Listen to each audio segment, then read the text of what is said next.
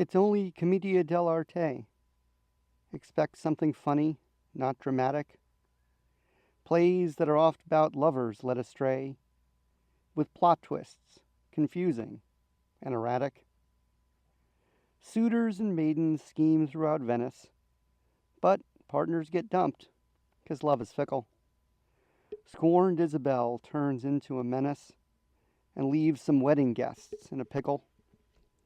The Betrothed is this tale written by Scala, a bard and Renaissance playwright of note, who was born in Rome, not Guatemala, and famous enough for Shakespeare to quote. The curtain rises, 1610 is the date, an antique tale of love, passion, and hate. An antique tale of love, passion, and hate begins with sweet Horatio pitching woo, declaring his love he intends to date the buxom Isabel, who loved him too. But back then, couples could not just have sex. That would be a sin. They lived near the Pope. They'd first have to wed, and if Dad objects, it was decided they would just elope. Let's not ask your dad yet, says Isabel. Pantaloon's busy, with lots on his plate. His days filled with importing goods to sell, and also finding his servant a mate. Arranging him a bride, hale and hearty, Pantaloon plans Pedro's wedding party. Pantaloon plans Pedro's wedding party. Pedro, my boy, Pantaloon says with a grin, you've earned lots of coin. You're quite a smarty, but never found a bride, to your chagrin. You're quite ugly, not in anyone's league, but lucky for you, I have something planned. In Padua, I have a colleague. He has a daughter who needs a husband. On your behalf, I've made an arrangement. I've not seen her yet. I'm told that she's fine. Say you'll be true. Promise no estrangement. And you can wed the lovely Columbine. But while letters are sent to save the date, jealous Flamina schemes Horatio's fate. Jealous Flamina schemes Horatio's fate. Though just as comely as was her rival, her dowry's meager, just one small estate. Finding a rich groom was just plain survival. Dottore, father, she asks with a smile, I hear Horatio is very single. His father, Pantaloon, has quite the stockpile. Perhaps you could help arrange a mingle. Dottore and Pantaloon oft played poker, and deals were often struck round the table. A marriage agreement they did broker, kids betrothed to wed as soon as they're able. While I'll kill that bitch, Isabel was screaming. Other scorned lovers were also steaming. Other scorned lovers were also steaming. Sure, Isabel has lost her honey bun, but her brother, Spaventa, who'd been dreaming of wedding Flamina, is also done. And to Isabel's servant, Harlequin, who had hoped to make Columbine his wife, that romance now had no chance to begin. Pedro, that big jerk, had ruined his life. 3 true loves lost, 3 lovers dejected. In each other they would commiserate. They refused to have their needs neglected. Each swore revenge, vowed to retaliate.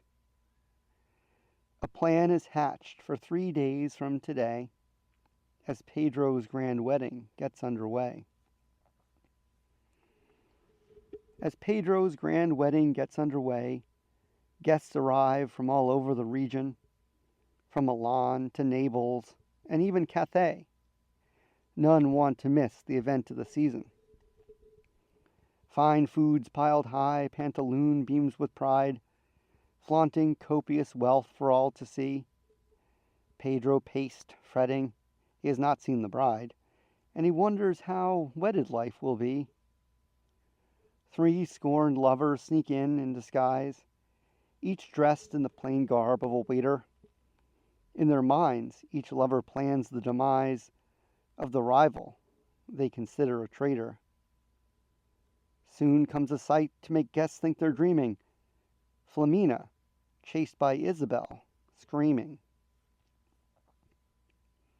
Flamina is chased by Isabel, screaming, and swinging her rapier across the ballroom. By my sword, soon your blood will be streaming. Flamina, you harlot, you stole my groom.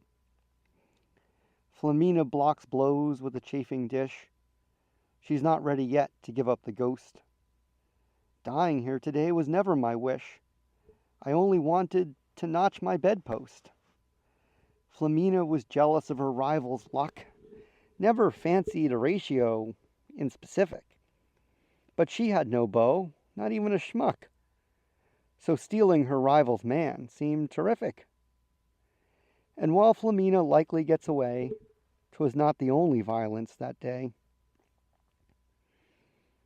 'Twas not the only violence that day. Horatio was also running scared, out the front door, followed without delay by an angry Spaventa, nostrils flared. Spaventa, I beg you, you've made a mistake.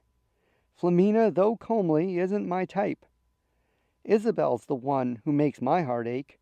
Your paramour I'm not trying to swipe. Instead, blame my father, Pantaloon, and Flamina's father, Dottori too. As matchmakers go, they are but buffoons, never asked if I wanted to say I do. While Horatio across the courtyard careens, Isabel's leal servant spills the beans. Isabel's leal servant spills the beans, tells both fathers Isabel's honest truth. She's fancied Horatio since they were teens, love at first sight, betrothed since their youth. Harlequin says that he's all but certain that the two lovers had carnal fun. He once caught them hiding 'neath a curtain and noticed Horatio's breeches undone. Oh my, Pantaloon says, now things have changed. My son Horatio must honor his vow. A wedding to Isabel must be arranged. Dottori, I'll make this up to you somehow. Dottori nods because it's understood. No spouse would be satisfied with used goods. No spouse would be satisfied with used goods. Flamina won't want Horatio's soiled hand. The betrothal was off after these falsehoods. But in that case, something else must be planned. He asks, is there an alternate she could meet? What about that furious chap with the sword? The one chasing Horatio down the street? With a man like that, she'd never get bored. Good point, says the sly merchant, Pantaloon. And assuming he doesn't first kill my son, I'm willing to pay for the whole honeymoon. They agreed and shook hands. This deal is done. Two rich old cronies work behind the scenes, and Spaventa finds love through other means. And Spaventa finds love through other means, even as Horatio did soon escape. Spaventa's sword swipe almost got him clean, but he missed and then tripped over his cape. Flamina, avoiding Isabel's wrath by hiding till Isabel was done venting, spies Spaventa sitting on the path, his rage now spent. He's just lamenting. Eye to eye, he works up the courage to say, for so long now I've loved you from afar. They return hand in hand to the soiree. After all, there's food and an open bar. As Flamina's lonely heart throbs, as it should, a surprising guest comes out of the wood. A surprising guest comes out of the wood, who we'll circle back to in a sec. Pedro, meanwhile, searched as hard as he could. Can't find Columbine to give her a peck. He lost her somewhere in the disorder. Maybe she ran away with another. By now, she might be halfway to the border. Could sure use the help of Tino, my brother. Who calls me? Said Tino, the surprising guest. Pedro asks why he's here, hands him some wine. Tino explains, I came at the bequest of my daughter, the bride Columbine. The look on his face, a sight to behold, his wedding vow, Pedro's forced to withhold. His wedding vow, Pedro's forced to withhold. He'd not seen his estranged brother in years. Pedro did not know, had never been told. Tino had married, and this child was theirs. I can't believe Columbine is my niece. This solemn occasion becomes a farce. Can't marry her now, they'd call the police. Pantaloon laughs. Seems you're out on your arse. Harlequin appears, steps up to the plate. Pantaloon, don't let this ball go to waste.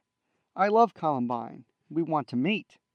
Since you paid for the priest, wed us post haste. The priest changed his draft, took Pantaloon's gold, improvising off a script that's quite old. Improvising off a script that's quite old, the priest scribbles down his new wedding speech. Wasn't prepared for nuptials threefold, as two other couples rose to beseech. Harlequin and Columbine tied the knot. Spaventa and Flaminio walked the aisle. Isabel's bouquet some maiden soon caught. Dottore and Pantaloon both did smile.